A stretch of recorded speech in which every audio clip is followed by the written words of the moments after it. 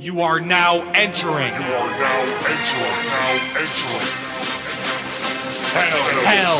in the pod.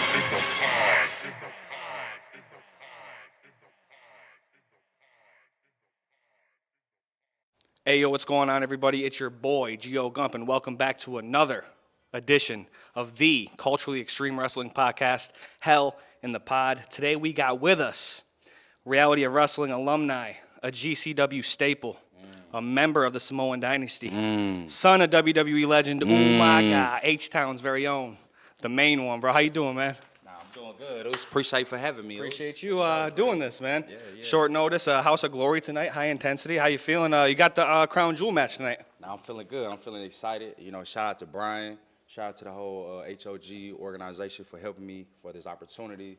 You know, and I'm just blessed. So it's, you know, no rush to get anywhere.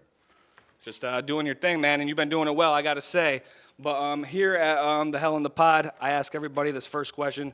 Coming from a dynasty of wrestlers and a legendary wrestling family, I'm curious to know your earliest introduction to pro wrestling. My dad. Bro, this is plenty of memories. But I'm gonna tell you, it's one time I just got a new dog, right? And then I was playing my game. And I heard my dog just barking. And I'm like, why is he barking? So I went outside, and I seen my dad, Rikishi, Afensika, and then Matt, long live Matt, Onawai. That's, for you guys know, Rosie. He was there, and they was all just laughing, but, like, it was kind of scary, you know, to see all these Samoans, these big guys just wrestling in a ring. You know, I don't know if you guys know, but Afensika, they had a ring. And that was my first time just watching that and just seeing the joy that they had on their faces and just being together. So I thought that was pretty dope. That was my first time. Hell yeah, bro. And did you fall in love with wrestling? I didn't see no right stink away? face or none of that. But Yeah, no that one was wants just to a see that. throwback, you know what I mean? But yeah. Does Booker ever get mad at the stink face your uncle gave him? I'm sure he is. I'm sure he probably got PTSD for that. Because every time you see Booker's always like... That's what he's looking for. He's looking for the stink face, bro. I wouldn't say that.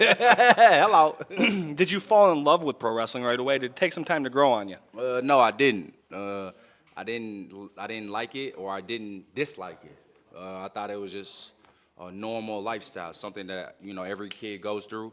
Obviously, I didn't know that when I got older. Right. But it was just normal. Normal in the family. Normal. 100%, Yeah. man. It hit different when. It just hit different when you go there, right? And you're backstage, and then, like, you meet the wrestler's family. Right. Shout out to Dom. Dom was my very first friend that I made backstage growing up. And then, because I didn't go to kindergarten. I was with my dad traveling. We was all over the place. So that's how I met Dom. And I just thought it was normal. It was, Right, just something that ran in the family fluently. Yeah. 100%. Who were some of your favorites to watch? I mean, you were talking about being back there, being backstage with the families and stuff. Who weren't family members? Who were some of your favorites to mess with back then? I like Rey Mysterio. I liked Randy Orton, Shelton Benjamin. Yes, sir. Gold standard. My dad ain't like it, but I used to like John Cena too. Yeah? Yeah, he ain't like it, But hey, I was a kid. Probably from all those stairs he threw at I you, know, man, right? dude. Yeah. Goddamn. But all them, what is it called? What is it? FUs, man. At the time, it's attitude adjustment now. See, You know what I'm that part. Right. But yeah, bro, it's just crazy just to see how everything's just tied back in of me doing this, and I'm just blessed. It was just Blessed by the best, you heard. hello. Do you remember the first video game you played, and what's the greatest wrestling video game of all time? Ooh, I don't remember the first wrestling video game I played, but my favorite one was Raw vs. SmackDown. Oh, 07. 07, 08 is usually the Oh, ones 07. people pick, yeah. Yeah. Oh, I like Triple H too. My bad. I like Triple H too. Yep. Yeah. So there's a lot of wrestlers that I didn't name that I did like growing up. And did you ever play WWF No Mercy, Nintendo 64? Probably did, but I probably don't remember. Yeah, that's my favorite. Those of you who watch the show knows I'm a diehard Nintendo 64 fan, especially with the WWF. When did that come No out? Mercy, 2000. Maybe 1999, I can't remember. I was born in 99. Yeah, See? so Come on now. There it is. So I got right here, pay homage to your pops. So just share a little memory of mine. I remember your dad was the first one that made me see. I was looking in magazines, and he was in New Japan Pro Wrestling, and he was Throwback. he was actually Jamal. Umaga, then, but he was Umaga on the TV as I was looking at the magazine. Right, It made me right. see like these guys play different characters, man. I remember him like seriously being the guy who kind of The evolution. broke me into like the game. Like, wow, there's more to this than just what I know. Yeah. What's one of your favorite matches of all time from your dad, man? My favorite one is back to him and John Cena, Last Man Standing. Yep. I like that one. I also like, this is throwback. You probably don't even know. You probably do. Survivor Series with the Dudley Boys versus the Hardy Yep. Boys versus 3-Minute Warning. He was, he was Yeah. Jamal and dude, and he used to, him and Jeff, bro. Yeah. Jeff was one of my favorites growing up. He used to throw Jeff's ass around. Oh bro. yeah. But it was dope though. They had a good connection. That's why they put on clinics. Such a good show, man. Yes. Do you have a favorite match of your own so far? My own. It had to be L.A. I had a show in L.A. When I got there, they told me I wasn't on the card, and then they told me, "All right, Zilla, we got somebody." It's time for you. So yeah, as soon as they told me that, it's time to lace to the go. boots up. Yes, Yeah, sir. yeah. So it was L.A. It was me. It was a three-way versus. It was Boy versus Drake. So it was pretty dope. There you go, dude. Any fond moments or spots in that match that you can recall? Yeah, I spiked Drake from the top. He tried to get me, but I got him. I was quicker. He found out real Yeah, quick. he found out real quick. He went to sleep after that. Hello. So I've heard you say you're learning about your father through your own wrestling career. Could you explain a little bit of what you mean by that?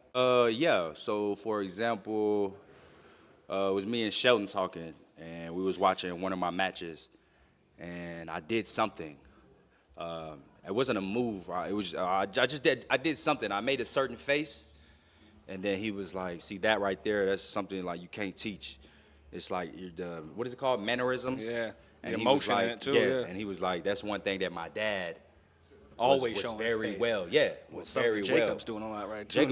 Jacob's doing a fantastic job. Yeah. Just working those angles. You were right when you talked to Malcolm, bro. He was gonna shock the world when he came out. Hell I told everybody, told bro. everybody, I told bro. everybody, and he was #1 for merch sales, bro. That's big. I bought one. It's actually in That's my mailbox big. right now. Yeah. So shout out to Werewolf first T-shirt. For sure, bro. He's only gonna get bigger and stronger. Not only how it him, the goes. family. We don't die, we multiply. Right. Come on now. It's the thug anthem right there. Yeah. So listen, man, you came out the gate strong. Those of you who don't know, Zilla had some time behind the wall. Those of you who follow my media company knows that we got a lot of people who run the show that we give chances and family members who came from behind that wall. So I like to get people's opinion, man. So you came out the gate strong. YouTube and wrestling. Seems like everything was strategically blueprinted. Talk about getting out and just making things happen, bro. So, to be honest, I didn't have wrestling or me vlogging everything, my YouTube. I didn't have none of this in mind. I was just gonna come on, just I guess work a normal job, maybe be a personal trainer. But the opportunities with wrestling just kept popping up. It was just like, Zilla, when you gonna give it a chance? But YouTube, it was for my friend. Shout out to J-Bo. Y'all go subscribe to at J-Bo TV. J-Bo, he's a friend of mine, childhood friend. When I came home, he was like, "Oosh, you need to vlog your life." And I'm like, "Why?" And he was like, "Oosh, you just have a story, And then there's so many questions going into it because I was discouraged in the beginning. I didn't know what to do.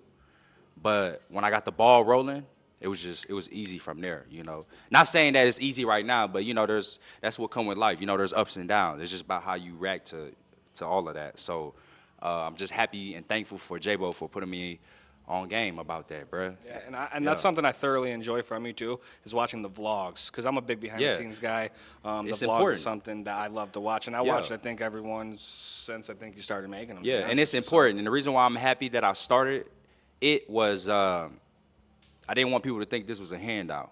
Like, obviously, you guys seen when I first started practicing, I wasn't the most athletic one there. I wasn't the most agile person in the ring. I wasn't the most, I can do the best rolls or I can do the best body slams. No, I was starting from ground zero. And I'm just happy for my YouTube. It gave you guys the journey, the process of it, because I feel like that's more important than the final product. Journey is It's always the journey and the process, man. 100%, man.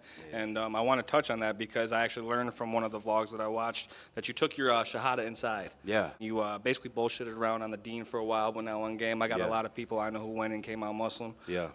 What can you say to anyone having a tough time staying true to the Dean, being inside or out? You just have to. So for me, I got tired of the same stuff that was happening for me, right?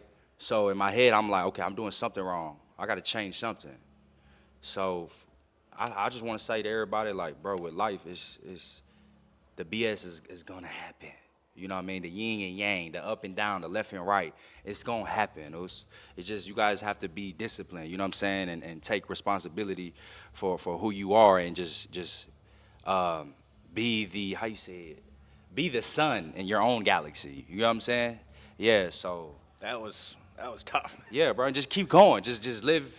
I wouldn't say every day like it's your last, but like literally just work towards something and focus on generational wealth, bro. Cause it's about what we leave behind. You know. 100%, man. Yeah. That's all I'm about, really. Y'all know who I do it for. So I'm Come on ahead, now. baby. Come on now. So let's talk about it too. From being released, having your first match, to trending on the indie scene. How's it feel to reflect on everything you've accomplished so far? My first match. Yeah. Excited. I was happy, but I wanted more.